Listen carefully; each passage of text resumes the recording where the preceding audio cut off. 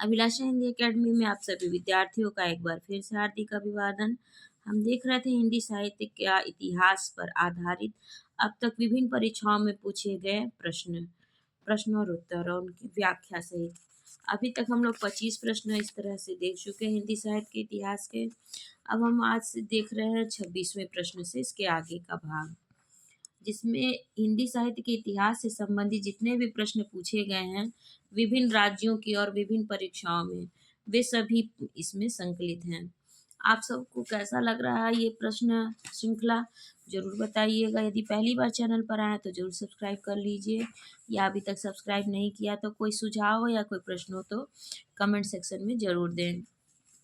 देखिए इस प्रश्न का 26वां प्रश्न है, मिश्र बंधु विनोद कितने भागों में प्रकाशित हुआ था? ये आश्रम पद्धति प्रवक्ता परीक्षा 2012 में पूछा गया।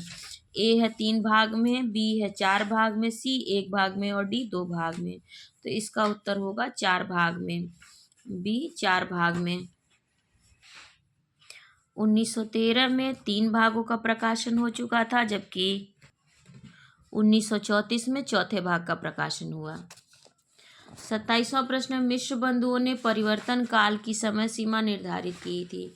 ए संवत 1890 से संवत 1925 विक्रमी, बी संवत 1791 से संवत 1889 विक्रमी, सी है संवत 1890 से संवत 1925 विक्रमी और डी है संवत 1791 से संवत 1889 विक्रमी। ये पीजीटी परीक्षा 2009 में पूछा गया। इसका उत्तर होगा ए, अर्थात संवत 1890 से 1925 विक्रमी। इसकी व्याख्या देखते हैं। मिश्र बंधुओं में पंडित श्याम बिहारी, सुखदेव बिहारी तथा गणेश बिहारी मिश्र ने अपनी पुस्तक मिश्र बंधु विनोद में हिंदी साहित्य का इतिहास का काल विभाजन इस प्रकार किया है। आरंभिक काल को इन्होंने 2 भागों में बांटा। पहला पूर्वारंभिक काल, जिसे 700 से 1343 विक्रमी संवत। ख उत्तरारंभिक काल, जिसे 1344 से 1444 तक विक्रमी संवत में बांटा। माध्यमिक काल यानी कि पूर्व माध्यमिक काल 1445 से 1560 विक्रमी संवत। ख प्रौढ़ माध्यमिक काल, इसे 1561 से 1680 विक्रमी संवत। तीसरा भाग इन्होंने किया अलंकृत काल का, जिसे पूर्वालंकृत काल 1681 से 1790 तक विक्रमी संवत। ख उत्तरालंकृत काल 1791 से 1889 विक्रमी संवत। चौथा इन्होंने अज्ञात काल दिया और 5वां इन्होंने किया परिवर्तन काल नाम से विभाजन। 1890 से 1925 विक्रमी संवत और 1926 विक्रमी संवत से अब तक। नोट, आरंभिक काल को आदि काल, माध्यमिक काल को भक्ति काल, अलंकृत काल को रीति काल तथा परिवर्तन काल को आधुनिक काल कहते हैं। 28वां प्रश्न, मिश्र बंधुओं की पुस्तक हिंदी नवरत्न में इनमें से किस कवि को स्थान नहीं मिला? ए मतीराम, बी देव, सी जायसी और डी सूर। इसका ये परीक्षा पूछी गई थी। ये प्रश्न जीआईसी प्रवक्ता परीक्षा 2021 में। इसका उत्तर होगा सी, यानी जायसी को हिंदी नवरत्न में स्थान नहीं मिला। मिश्र बंधुओं की पुस्तक हिंदी नवरत्न में जायसी को स्थान नहीं मिला, शामिल नहीं किया गया। हिंदी नवरत्न में शामिल कवि हैं तुलसी, सूर, देव, बिहारी, भूषण केशव, मतीराम, चंद बरदाई, हरिश्चंद्र। इसमें वृहत त्रयी में शामिल हैं तुलसी, सूर, देव, बिहारी। मध्य त्रयी में शामिल हैं भूषण, केशव और लघु त्रयी में शामिल हैं मतीराम, चंद बरदाई और हरिश्चंद्र। हरिश्चंद्र से तात्पर्य भारतेंदु हरिश्चंद्र से है।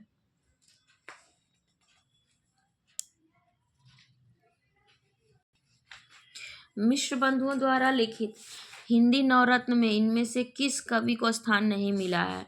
ए गोस्वामी तुलसीदास, बी सूरदास, सी मलिक मोहम्मद जायसी, डी उपर्युक्त में से एक से अधिक और ई उपर्युक्त में से कोई नहीं। ये बीपीएससी टीजीटी परीक्षा 2023 में पूछा गया। इसका उत्तर होगा सी, मलिक मोहम्मद जायसी। इसकी व्याख्या भी हम लोगों ने पहले ही देख ली है कि किन किन कवियों को शामिल किया गया हिंदी नवरत्न में। तो जायसी को शामिल नहीं किया गया है इसमें। 30वां प्रश्न, मिश्र बंधुओं द्वारा लिखित हिंदी नवरत्न में इनमें से किस कवि को स्थान नहीं मिला है? ए सूरदास, बी गोस्वामी तुलसीदास, सी मलिक मोहम्मद जायसी और डी केशवदास। इसका उत्तर होगा सी मलिक मोहम्मद जायसी। ये भी पूछा गया यूके पीजीटी 2020 में, यानी कि उत्तराखंड की परीक्षा पीजीटी में। 31वां प्रश्न, हिंदी साहित्य का इतिहास शीर्षक पुस्तक के लेखक हैं? रामचंद्र शुक्ल, बी हजारी प्रसाद द्विवेदी, सी देवेंद्रनाथ शर्मा और डी विश्वनाथ प्रसाद मिश्र। ये पूछा गया एनवीएस टीजीटी परीक्षा 2022 में। इसका उत्तर होगा हिंदी साहित्य का इतिहास शीर्षक से आचार्य रामचंद्र शुक्ल ने एक पुस्तक लिखी है। यह हिंदी शब्द सागर ग्रंथ की भूमिका के रूप में लिखी गई थी। पहले यह पुस्तक हिंदी साहित्य की रूपरेखा के रूप में हिंदी शब्द सागर की भूमिका में हिंदी साहित्य का विकास शीर्षक से 1929 में प्रकाशित हुई थी और 1940 में यह पुस्तक परिवर्धित एवं संशोधित रूप में प्रकाशित हुई। इसके अन्य महत्वपूर्ण तथ्य इस प्रकार हैं। हिंदी साहित्य का उद्भव और विकास 1952 इस हिंदी साहित्य का आदिकाल। 1940 इसमें आचार्य हजारी प्रसाद द्विवेदी ने हिंदी साहित्य का अतीत विश्वनाथ प्रसाद मिश्र ने लिखा। हिंदी साहित्य का इतिहास 1973 इसमें इसका संपादन डॉक्टर नगेंद्र तथा डॉक्टर हरदयाल ने किया। हिंदी साहित्य का इतिहास 1931 इसमें रमाशंकर शुक्ल रसाल ने किया है और हिंदी साहित्य का इतिहास विजेंद्र स्नातक ने 1996 इसमें भी लिखा है। आचार्य रामचंद्र शुक्ल हिंदी साहित्य का इतिहास को मनुष्य की संचित चित्रवृत्तियों से जोड़कर अपने साहित्य के इतिहास दर्शन का प्रतिपादन किए हैं। 32वां प्रश्न, हिंदी साहित्य के इतिहास को मनुष्य की संचित चित्रवृत्तियों से हिंदी के कौन से साहित्य इतिहासकार ने जोड़कर अपने साहित्य के इतिहास दर्शन का प्रतिपादन किया है? ए आचार्य रामचंद्र शुक्ल, बी गणपति चंद्रगुप्त, सी राम स्वरूप चतुर्वेदी और डी बच्चन सिंह। ये भी एनवीएस पीजीटी परीक्षा 2022 में पूछा गया प्रश्न है और इसका उत्तर होगा ए आचार्य रामचंद्र शुक्ल ने। 33वां प्रश्न, रामचंद्र शुक्ल का हिंदी साहित्य का इतिहास मूलतः किस कृति की भूमिका के रूप में लिखा गया? ए हिंदी कोविद रत्नमाला, बी हिंदी शब्द सागर, सी हिंदी विश्वकोश और डी धर्मशास्त्र का इतिहास। ये जीआईसी प्रवक्ता परीक्षा 2017 में पूछा गया। इसका उत्तर होगा बी, यानी हिंदी शब्द सागर की भूमिका के रूप में लिखा गया। 34वां प्रश्न, रामचंद्र शुक्ल का साहित्य इतिहास ग्रंथ हिंदी साहित्य का इतिहास नागरी प्रचारणी से प्रकाशित हिंदी शब्द सागर की भूमिका में किस शीर्षक से लिखा गया? ए हिंदी साहित्य की भूमिका, बी हिंदी साहित्य की परंपरा, सी हिंदी साहित्य का अतीत और डी हिंदी साहित्य का विकास। ये पूछा गया जीआईसी प्रवक्ता परीक्षा 2021 में। इसका उत्तर होगा डी, हिंदी साहित्य का विकास शीर्षक से लिखा गया। 35वां प्रश्न, इनमें से वह कौन सी रचना है जिसे मूलतः हिंदी शब्द सागर की भूमिका के रूप में लिखा गया था किंतु बाद में उसे स्वतंत्र ग्रंथ बना दिया गया? ए राम कुमार वर्मा कृत हिंदी साहित्य का आलोचनात्मक इतिहास, बी गणपति चंद्रगुप्त का कृत हिंदी साहित्य का वैज्ञानिक इतिहास, सी रामचंद्र शुक्ल कृत हिंदी साहित्य का इतिहास और डी शिव सिंह सेंगर कृत शिव सिंह सरोज। ये केवीएस प्रवक्ता परीक्षा 2014 में पूछा गया। इसका उत्तर होगा सी, आचार्य रामचंद्र शुक्ल कृत हिंदी साहित्य का इतिहास। 36वां प्रश्न है, आचार्य रामचंद्र शुक्ल का हिंदी साहित्य का इतिहास पहले किस ग्रंथ की भूमिका के रूप में छपा था? पहला हिंदी शब्द सागर की भूमिका, बी हिंदी साहित्य कोश, सी हिंदी साहित्य सागर और डी हिंदी सरित सागर। इसका उत्तर होगा ए, अर्थात हिंदी शब्द सागर। ये टीजीटी परीक्षा 2021 में पूछा गया। 37वां प्रश्न, आचार्य रामचंद्र शुक्ल द्वारा रचित हिंदी साहित्य का इतिहास का प्रकाशन वर्ष है? 1917, बी 1918, सी 1919 और डी 1929। ये दिल्ली केंद्रीय विद्यालय पीजीटी परीक्षा में पूछा गया। इसका उत्तर होगा डी, 1929 में। 38वां प्रश्न, हिंदी साहित्य के इतिहास को व्यवस्थित रूप देने का श्रेय किसको है? ए Shiv Singh Sengar, B Ramchandra Shukla, C George Grierson और डी मिश्र बंधु। ये पीजीटी परीक्षा 2004 में पूछा गया। इसका उत्तर होगा बी, आचार्य रामचंद्र शुक्ल को। हिंदी साहित्य के इतिहास को व्यवस्थित रूप देने का श्रेय आचार्य रामचंद्र शुक्ल को है।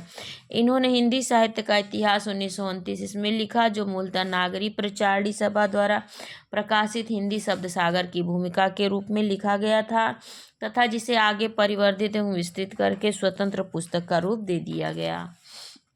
39वां प्रश्न, आचार्य रामचंद्र शुक्ल जी के इतिहास ग्रंथ में कालों का नामकरण का आधार क्या रहा है? ए, पूर्व परंपरा, बी, युग प्रवृत्ति, सी, प्रमुख ग्रंथ और डी, इनमें से कोई नहीं। ये उत्तर प्रदेश 47वें असिस्टेंट प्रोफेसर परीक्षा 2019 में पूछा गया। इसका उत्तर होगा बी, युग प्रवृत्ति। आचार्य रामचंद्र शुक्ल के इतिहास ग्रंथ हिंदी साहित्य का इतिहास में कालों का नामकरण का आधार युग प्रवृत्ति अर्थात युग की साहित्यिक प्रवृत्ति रही है। उन्होंने इसी प्रवृत्ति के आधार पर हिंदी साहित्य के इतिहास के कालों को दोहरा नामकरण करते हुए 4 कालों में बांटा है। परंपरा को भी इन्होंने नामकरण का आधार माना है। 40वां प्रश्न, इतिहास लेखन की सबसे विकसित पद्धति है? ए, विधेयवादी पद्धति, बी, वर्णानुक्रम पद्धति, सी, कालानुक्रमी पद्धति और डी, समाजशास्त्रीय पद्धति। इसका उत्तर होगा उत्तर प्रदेश 47वीं असिस्टेंट प्रोफेसर परीक्षा 2019 में पूछा गया। इसका उत्तर होगा ए, अर्थात विधेयवादी पद्धति। इतिहास लेखन की सबसे विकसित पद्धति विधेयवादी है। आचार्य रामचंद्र शुक्ल ने अपना हिंदी साहित्य इतिहास ग्रंथ इसी पद्धति पर लिखा है। इस पद्धति में युगीन प्रवृत्तियों व कालक्रम का वैज्ञानिक निरूपण किया जाता है। 41वां प्रश्न, आचार्य रामचंद्र शुक्ल ने प्रथम उत्थान का समय कब से कब तक निर्धारित किया? ए, 1850 से 1885, बी, 1857 से 1920, सी, 1868 से 1893 और डी, 1800 से 1850। इसका उत्तर होगा सी, अर्थात 1868 से 1993 तक। 1868 से 1893 तक है। इस प्रश्न की व्याख्या इस प्रकार है। आचार्य रामचंद्र शुक्ल ने प्रथम उत्थान का समय 1868 से 1893 विक्रमी संवत 1925 से 1950 तक तथा द्वितीय उत्थान का समय 1893 से 1918 विक्रमी संवत अर्थात 1950 से 1975 तक तय किया है। शुक्ल जी कहते हैं कि भारतेंदु हरिश्चंद्र का प्रभाव भाषा और साहित्य दोनों पर बहुत गहरा पड़ा। उन्होंने जिस प्रकार हिंदी गद्य को परिमार्जित करके उसे बहुत ही सरल, मधुर और स्वच्छ रूप दिया, उसी प्रकार हिंदी साहित्य को भी नए मार्ग पर लाकर खड़ा कर दिया। उनके भाषा संस्कार की महत्ता को सब लोगों ने मुक्त कंठ से स्वीकार किया और वे वर्तमान हिंदी गद्य के प्रवर्तक माने गए हैं। 42वां प्रश्न, आचार्य रामचंद्र शुक्ल ने हिंदी साहित्य का इतिहास के आधुनिक गद्य साहित्य परंपरा का प्रवर्तन के अंतर्गत प्रथम उत्थान की कालावधि निर्धारित की है। ए, संवत 1900 से 1950 विक्रमी तक, बी, 1925 से 1950 विक्रमी तक, सी, संवत 1925 से 1975 विक्रमी और डी, संवत 1900 से 1925 विक्रमी। टीजीटी परीक्षा 2009 में पूछा गया। इसका उत्तर होगा बी, अर्थात 1925, संवत 1925 से 1950 विक्रमी तक।